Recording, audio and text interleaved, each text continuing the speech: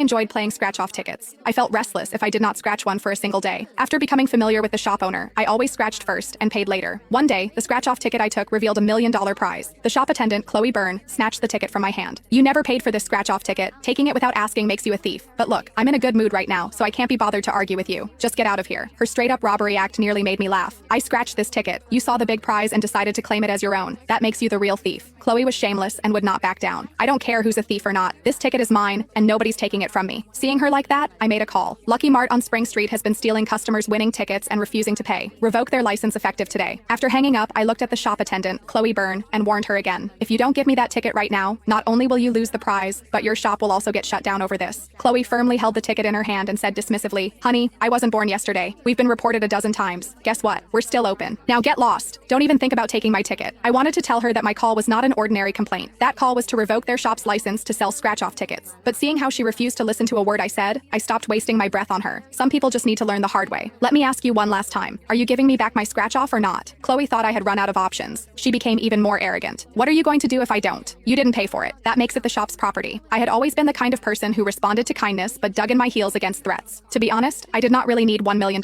I played scratch-offs just for the fun of it. She could have just asked me nicely. I might have even split the prize with her. But since she wanted to play rough, I wanted to see who had the last laugh. I walked straight out of the shop and bought a megaphone. Then I started shouting outside her shop. "Lucky Mart on Spring Street is stealing winning tickets and refusing to pay out prizes. I just scratched $1 million winner. Now the shop attendant is trying to keep my ticket for herself. That's straight up robbery." After a while, a crowd of passersby quickly gathered at the shop entrance. I've only ever seen this happen on the news. I can't believe someone would actually steal a customer's scratch-off ticket. Of course, it's $1 million.